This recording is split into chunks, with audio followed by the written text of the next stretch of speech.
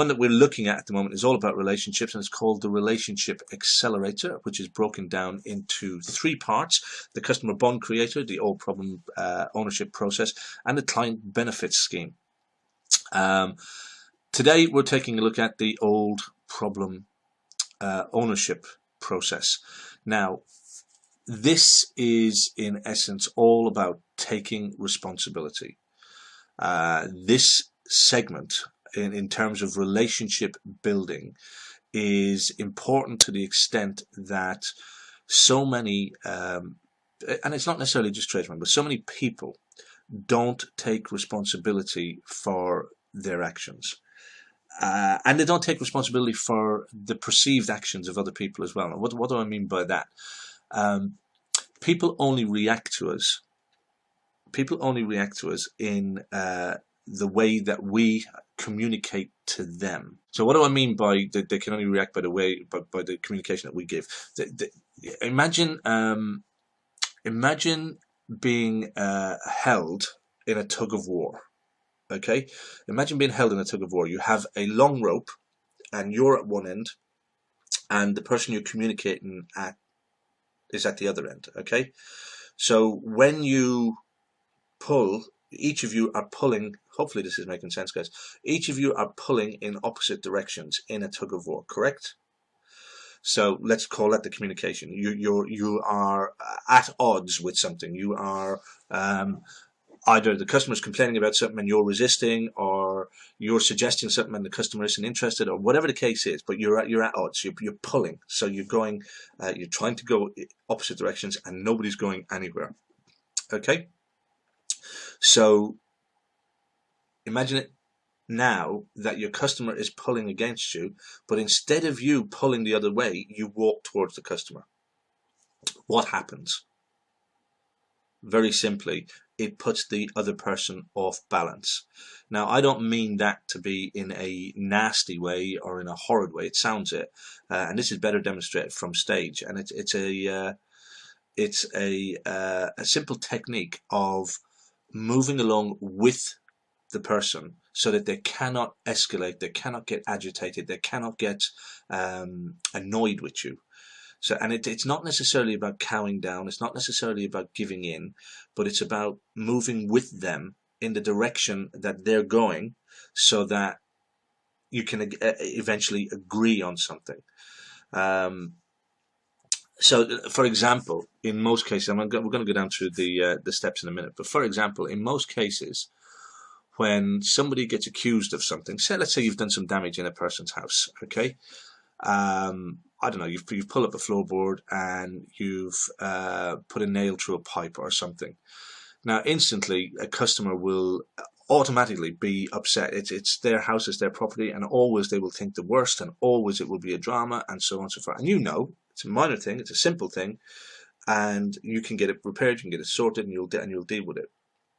But in terms of communication with the customer, in terms of dealing with the customer, what a lot of people will do is they will get defensive, you know, and it'll be, they'll start telling the customer, don't worry about it, I'm sorting it, I'm getting it done, and that kind of thing. Whereas the better thing to do would be to empathize with the customer and appreciate the fact, look, I'm really sorry, I know it's upsetting that your carpet's getting wet and you know, and really go to where they are at. And think about how they're reacting, not in your terms, because it's a piece of pipe, it's a simple job, it's not an issue. To them, it's their home, it's their possession, it's their castle.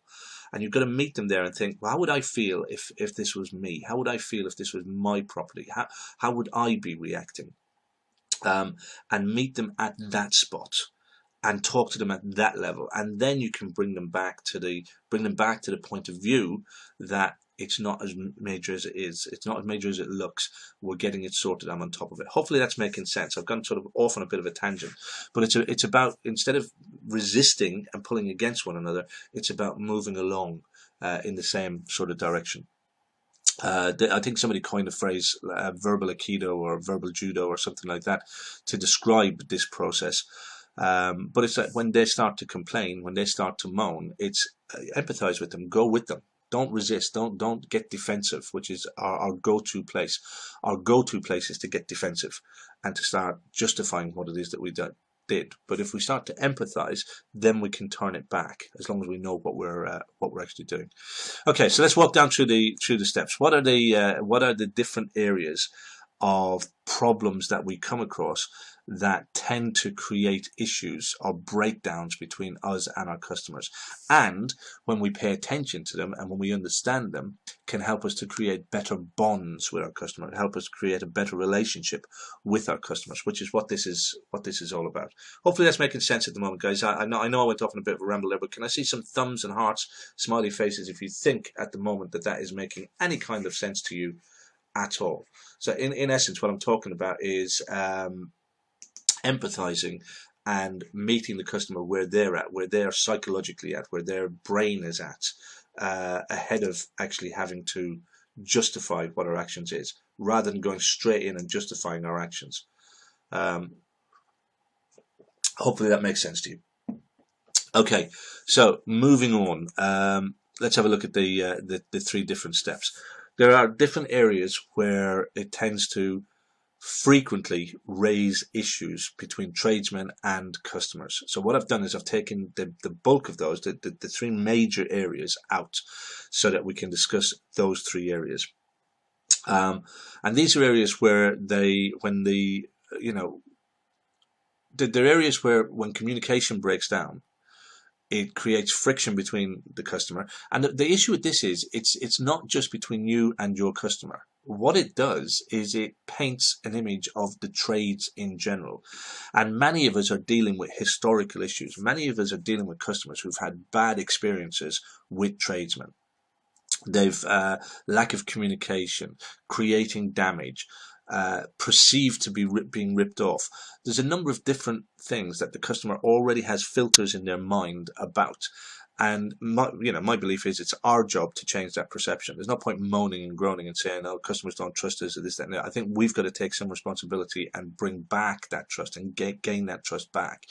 But unfortunately, we are battling against the actions of others who we have no control over, who have gone before us and have sort of spoiled the landscape, if you like. So one of the areas that we can address and we can deal with are things like overruns and extras.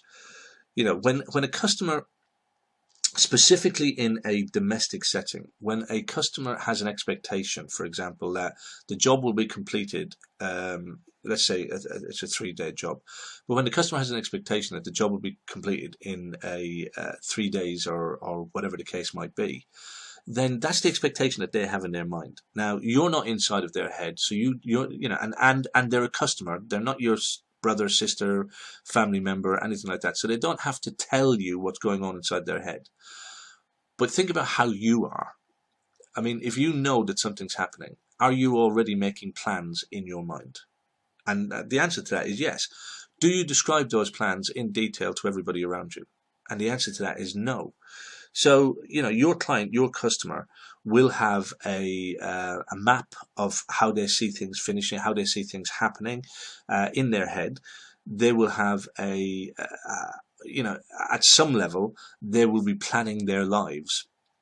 And this may be daft, it may be stupid, it may be something even as simple as a late running job on the day where you're running behind, and in the head, the homeowner is thinking, well, I've got to go to the school and pick the kids up at 3, and then I've got to go down to the doctor's surgery with the youngest one because of their ingrown toenail, and after that I've got to take the elder one to swimming and so on. So they've got all this going on inside their head. They're not telling you about this. They don't need to, because in your description of the work, you were going to be finished before 3 o'clock. Making sense so far? So, when it gets to 3 o'clock and you're still there and there's no sign of you finishing, you have, in essence, put their plans out the window. Now, some customers are great and they're good communicators and they'll talk to you and they'll explain how they're feeling, what's going on and what they need to do and what they need not to do and so on and so forth. That's fine. But there are a lot of people who don't. And there are a lot of people who will simply just get agitated by the fact that you're there. And what happens is you start to get these questions. You know these questions when it's coming to like 10 minutes before you're supposed to be finished. Are you going to be much longer? How long are you going to be? Not kind of helpful communication, really, because you're thinking, well, yeah, I'm going to be another hour. I'm going to be another half hour. That doesn't help. What you have to do, and this is about taking ownership, guys. What you have to do is look out for these cues. You've got to look out for when the customer comes to you and go, how long are you going to be? Are you going to be much longer? Instead of the simple response of, yeah, I'm going to be another hour, which now the customer's thinking, shit, I was supposed to be leaving here in 10 minutes. What you now have to do is start thinking, what's going on behind this? What is it that is agitating the customer? What is it that is, because it's easy enough for us to get us as tradesmen to get annoyed and agitated. Why does she keep coming in and asking me what time I'll finish that? Why is she in a hurry to get me out, and so on and so forth? But you need to ask the question. When they come in and they're like, are you going to be much longer? Instead of a simple, yeah, I'm going to be another hour and a half, love, it needs to be a little bit more ownership, more responsibility on your behalf, and a reply to the extent of, yeah, it's likely to be another hour or so, but what is it? Why do you need, why do you need this information? What is it I can do to help you? And maybe there is, maybe it's a case of you're going to have to come back the next day. Maybe it's a case of you suggest that they leave the keys and go and do what they've got to do. Whatever the point is, that rather than just missing the communication cue, which is the question, how long are you going to be? Are you going to be much longer? It's to take ownership of it and start looking at how you can help the customer solve their problem. Now, I know that you've got to crack on with the job, you've got to get it done, and so on and so forth. You know that, I know that. But in many cases, securing and building that relationship is just as important as doing the job. Okay, hopefully that's making sense. So it's about communicating when you've got overruns. Same thing when you've got things like extras as well. Again, quite often, you'll be in the middle of a process, in the middle of doing a particular project or a job, and find that something else has to be done. And you quite often crack on and get it done. Or the customer will say to you, yeah, that's okay, go ahead and do it.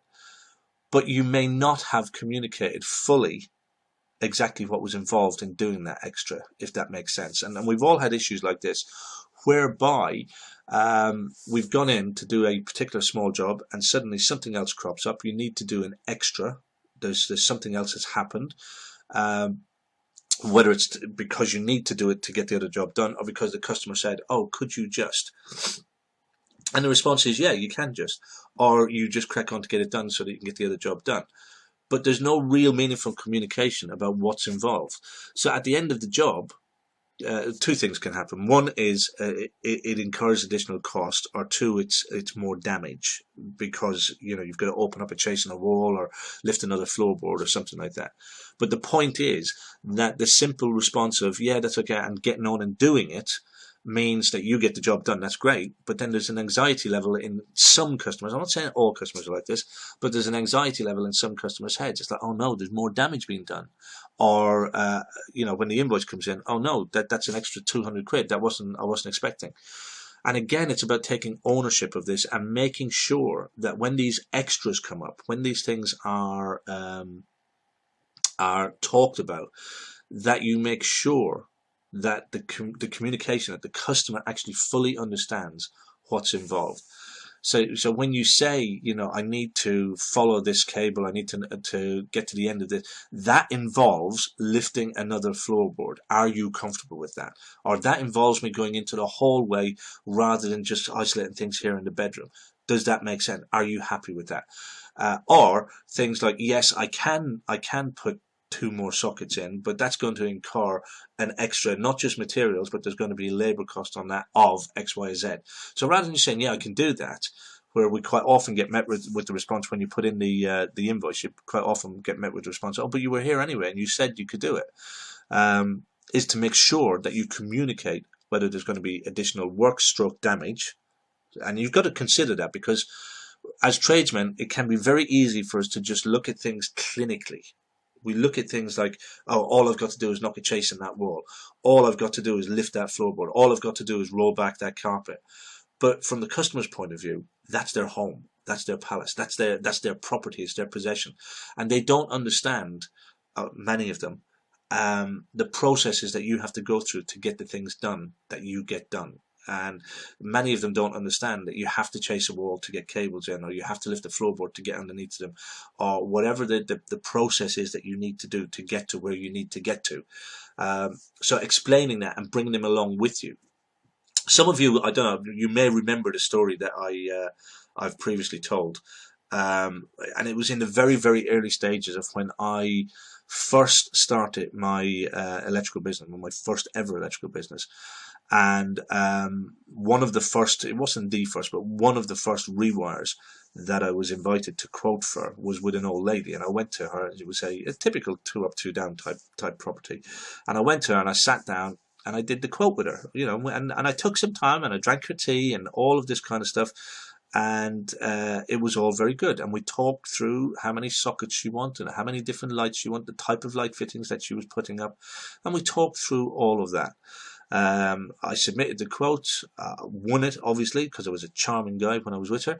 Won the quote, and got a deposit for the job.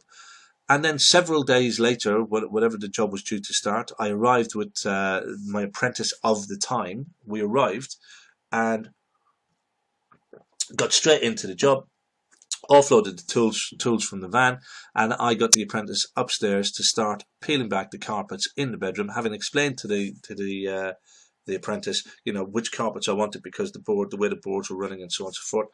And I had the apprentice go upstairs and start rolling back carpets, getting ready for that. She spotted this and she pulled the plug. She put a stop to the job. She basically, I want to say had a hissy fit, not necessarily a hissy fit, but she was quite upset at the fact that we'd had to move her furniture, that we had to roll back carpets, that we were going to be lifting up floorboards, and we literally had to put the carpets back down, put the furniture all back and leave. And she didn't progress with the rewire. And that was simply because she didn't understand what was involved. And I had been with her, and you know, from my point of view, it was clinical. It was, you know, I knew what I had to do. I knew I had to lift floorboards. I knew there had to be chases in walls. But when I was talking through the quote with her, all I was talking about was numbers, where she wanted them, how she wanted them. And every time, you know, if she said, I need an extra socket here, I was like, yeah, that won't be a problem. I can put one there. That's okay. Instead of working through and explaining the process and saying, right, that's going to involve lifting up floorboards here. We're going to have to do this. We're going to have to do that. I thought that, you know, that I thought people knew that. I thought people understood that. And you cannot make those assumptions. So the point I'm making is, when you know what the process is, when you know what's involved, do not assume that your customer does. So if you've got to cut a chase in a wall, if you've got to lift a floorboard, if you've got to move carpet, if you've got to move furniture, make sure you communicate these things to the customer. If there's going to be an additional charge, if it's going to cost more and not just the materials, then make sure it's communicated.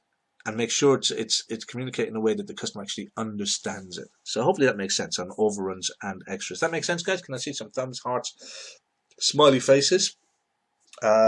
Exactly, Adam. Never, ever, ever assume. Never. Let's have a look and see. What have we got? Right,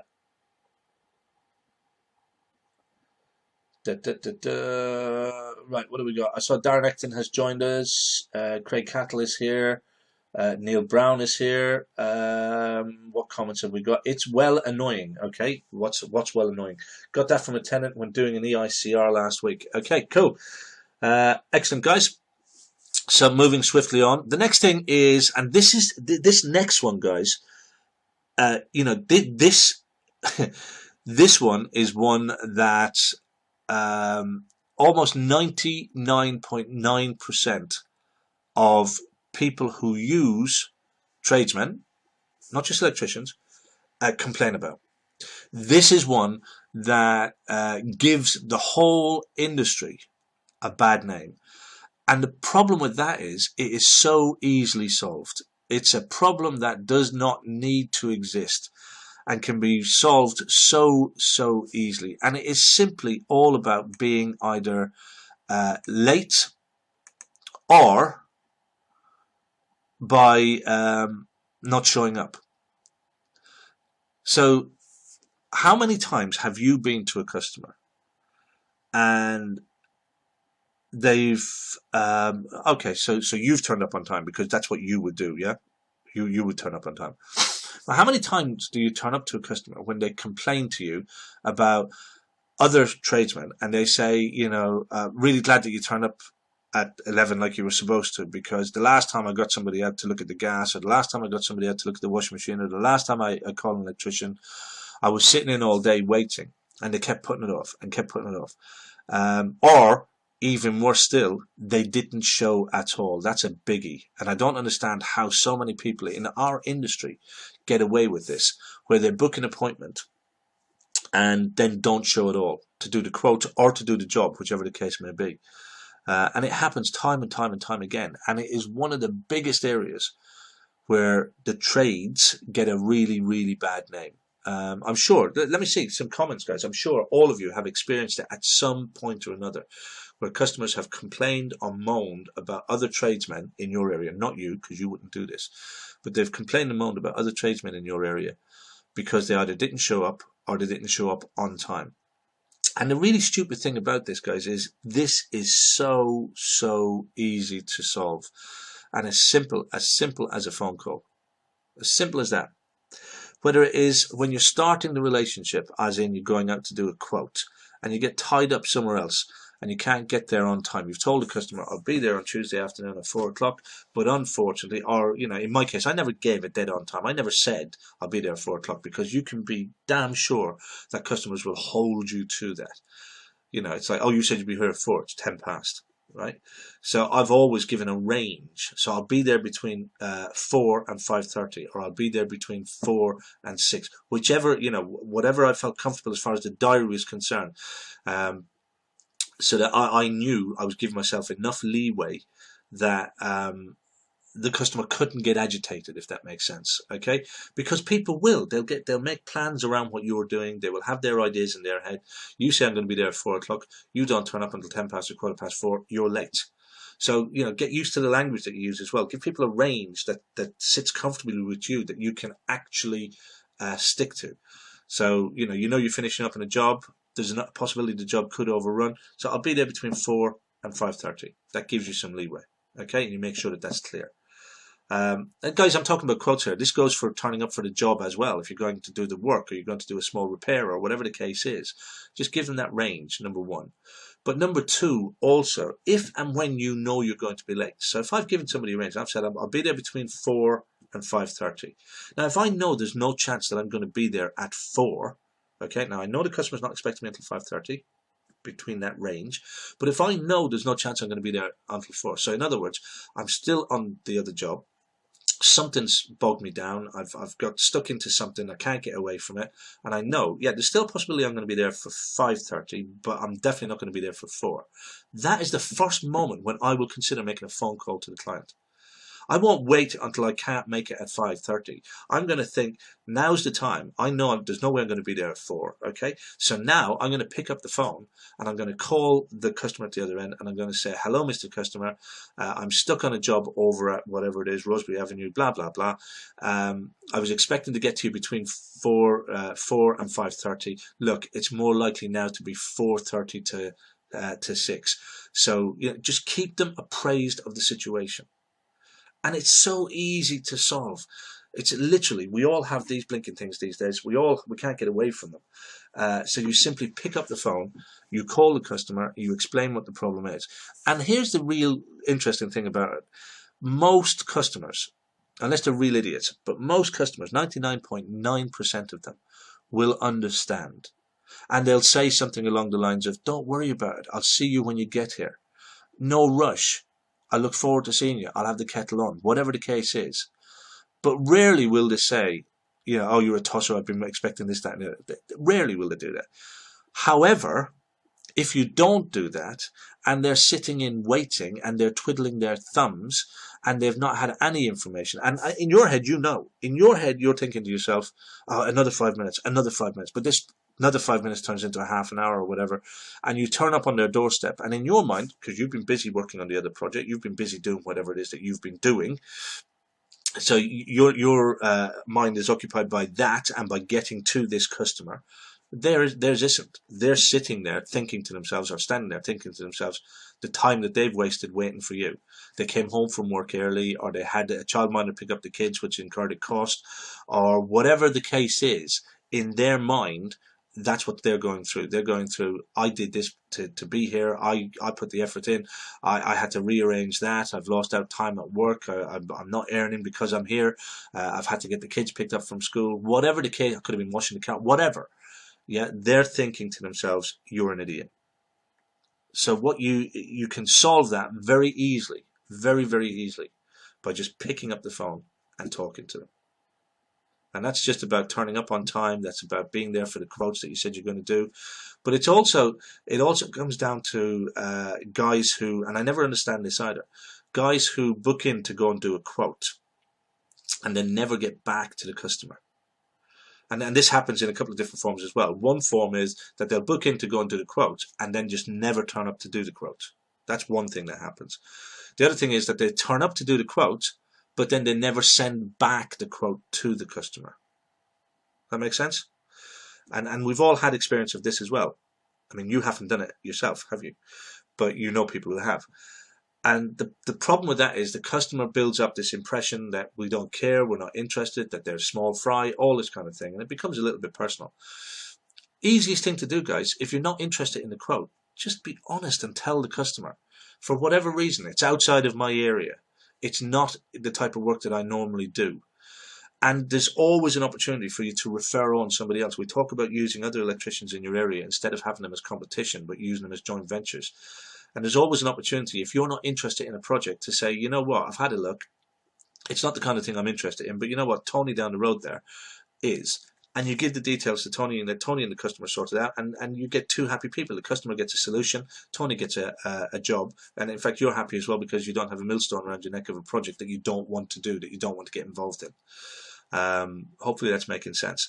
So communicating, if you're going to be late, or if you're not going to turn up for whatever reason, let them know, tell them. And it's not just going to, this is not just going to save you and your relationship with customers, but this is helping the relationship with customers and trades in general, because at the moment they have got bad impressions, and at the moment those are, you are walking through the door battling already against the impressions that they've already formed. So if you can do something to change and alter that, then it makes sense that you do. Make sense? Let me see some thumbs, hearts, smiley faces, some indication that this is all making sense to you and that you're getting some kind of value from this. Andrew Dennis has joined. Let me just see who else is here. So Adam's saying, I get thanked for a text or a call when I'm stuck in traffic. Yeah, absolutely. And it takes seconds. It doesn't take long at all to either knock out a text or to pick up the phone and talk to people and let them know what's going on. They appreciate it, rather than turning up on the doorstep to meet a sour face because you're half an hour late or 20 minutes late or whatever. Neil Brown, always keep the customer informed. Never had an issue with this. Absolutely. See, like I said, it's not you guys, is it? It's other people. Yep. Get told this by so many customers. Others have booked to do a quote and just never turned up. Even had a few customers genuinely thankful when we just turned up. Absolutely, yeah. I mean that's exactly it. And here, look, maybe I am teaching you guys how to suck eggs, because the very fact that you guys are in the toolbox, the very fact that you are members of the toolbox, means that you are people who are interested in growing your business, growing relationships, and helping your customers. So this may all just serve as a reminder to you, but it also may serve as a warning to some guys who are newer in the business, that simple little things. And let's go back for a second to the point where you may not turn up for a quote, full stop. And I can understand some scenarios where this happens, where you book up, Mrs. Jones calls and she says, can you come around and give me a quote for a light fitting or whatever? And you go, yeah, no problem. But then you get bogged down in a job at the time you're supposed to turn up for the quote. Something else happens, and then life moves on, and suddenly you think to yourself, oh, I was supposed to be at Mrs. Jones at 3 o'clock and I didn't go. And then you go, oh, I'll just ignore it. It's only a small job anyway. Okay? And in your head, you've now put that to bed. And it's only a small job anyway, it doesn't matter. But it matters to Mrs. Jones if she's been sitting in waiting. So even if you don't want it, or even if you ran late and you realised after the fact that you ran late, it happens, lapse of memory or whatever, pick up the phone after the fact. Make the apology. They'll appreciate it, and it helps you to build that relationship. And who knows, they will call you again in the future when there's another job. But otherwise, they're not going to call you, because what will happen is they'll go, well, the last time I called him, he didn't bother his ass turning up. So even if you were late, and even if it's 5 o'clock and you've got home, you've taken your boots off and you realize, oh, shit, I was supposed to go and see Mrs. Jones. Pick up the phone and call Mrs. Jones and just be honest. Yeah, I got tied up in a job, completely forgot. I've just arrived home, and as I arrived home, I remembered. I'm so sorry. It's easy. You know, what is the problem? And this goes back to the tug of war thing again, isn't it? You know, if you're, but by not making the phone call, you're resisting.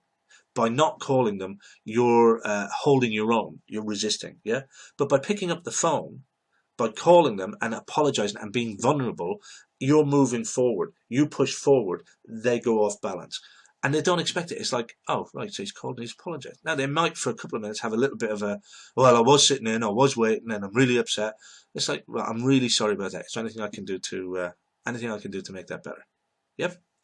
Just look at how your communication can help to build relationships. Hopefully that's making sense. Let me see some thumbs, hearts, smiley faces, all that kind of stuff, guys. If you're getting some kind of value out of this, it is making sense to you. The next thing we talk about is, and I mentioned this at the beginning when we were talking about it, and that's about causing issues that are major for the customer but may seem minor to you, and that's about causing damage or coming up against problems or issues on a property. I've mentioned it, so I'm just going to briefly cover it again. But the bottom line is, you've got to look at the project with a empathetic eye rather than just with a clinical eye. And it's very easy for us to get tied up into the moment of what we're doing. And when a piece of damage occurs, we go, oh yeah, I'll sort that out in a minute. Because we know we can. You know, you're chasing a wall and some more plaster falls. I'll tell you, I had a story about that, guys. Chasing a wall and more plaster falls off than you were expecting to fall off. Or you're lifting a floorboard and a pipe gets damaged. Or you're lifting a floorboard and the floorboard cracks and breaks. You know, you're drilling in a kitchen or a bathroom and you crack or break tiles. All of these things happen. They happen to us. Yeah. Tell you a story about the the job where the plaster fell off the wall. I don't know if any of you know sort of London or Southeast London or a place in London called Wandsworth. I used to do a lot of work around the Wandsworth area, and the houses are all you know, there's a range of different types, but there's a large swathe of like old Victorian houses with the old lath and plaster and the horsehair and all that kind of stuff. Yep. But there was a property I was working in, and the job was to change the two-way lighting to intermediate. So we were putting in there was a switch by the front door and there was a switch at the top of the stairs. But as you walk down the passageway, there was no switch between the kitchen and the dining room.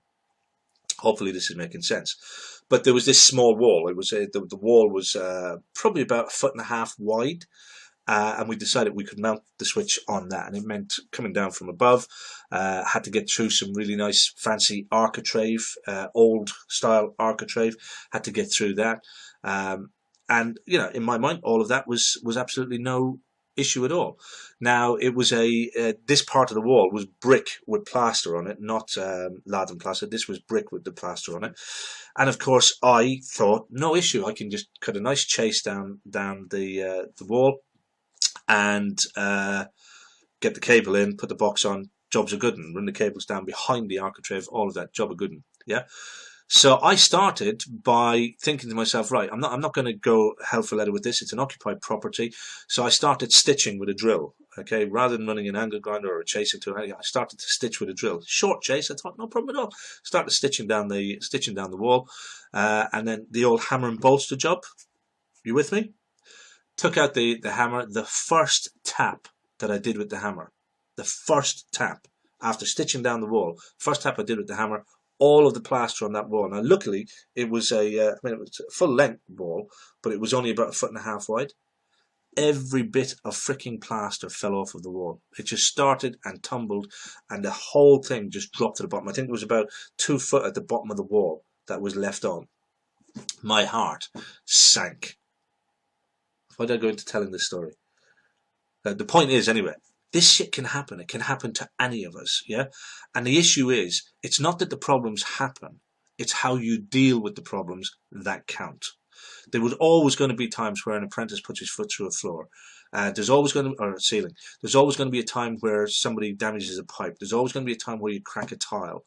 The worst thing you can do is try and be defensive about it. Oh, it happened because, or that shouldn't have been there, or it's not my responsibility. All of this. It's what you have to do as a tradesman.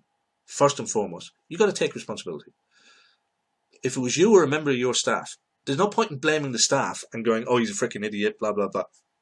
You take responsibility. That will give you so much kudos and power with the customer when you take responsibility and say, "Look, it's happened. I'm really sorry. Let me deal with it. Let me get this sorted for you." And I've done that on a number of different occasions. And in some occasions, you end up losing on the job. But I would rather lose on the job and build a relationship, because that customer, when they see how you deal with things, they will still become your evangelist. They will still become the kind of person who praises you, who talks about you, who trumpets you, because they will see that he had an issue, he took responsibility, he got it dealt with. And that's a lot better for them to talk about than for them to go, "Oh, he fucking smashed up my floor and I had to get a plasterer in, I had to get a decorator in, I had to do this." I had another incident where very, very, very small job, but it was putting in a doorbell actually. Yeah, stupid. Putting in a doorbell. But we decided that we needed to lift the floorboard just above, in the box room, just above the front door, because we needed to run the cable up and across and into a cupboard and yada yada, so on and so forth. Anyway, so the apprentice went up, small job, I thought no problem at all. He's gone up, he's lifted the floorboard in order to pull the cable through. He turned around and was talking and stepped back and put his toes down, put his feet down through the floor. Now, the doorbell, putting the doorbell installation in, I think materials and everything all in, at that time, I was getting about 95 quid for it, something daft like that. The repairs to the ceiling, and the repairs to the ceiling, because I had to get the ceiling properly patched, and the ceiling being painted, because I couldn't just have the ceiling patched in. So I had a plasterer come in, repair the ceiling, and a decorator I knew come in and just paint over the ceiling so that it all blended in, and it was completely no damage, appeared to be no damage. That cost me over 350 quid to get that sorted and get that done. The whole thing, everything, yeah. And as much as it was a bitter pill to swallow, I went on to have a really good relationship with that client, and I got more and more work off of that client, and they were so appreciative of the fact that the damage was caused. Fine, it can happen, but this is how we dealt with it. Yeah. So what you've got to do, guys, is remember, take responsibility for any damage that's caused, but communicate your empathy. Don't just, "Oh, it's okay, we'll sort it out." Communicate your empathy, because this is their home. This is their residence. This is their palace. This is their castle, whatever you want to call it. And regardless of what it might look like on the surface, they will have deep feelings about what's going on. Think about your house. Think about how if somebody came in and put a foot through your floor or your ceiling, or broke a picture on your wall, or damaged an ornament that meant something to you. All these things that mean nothing to you in the context of the job or the project.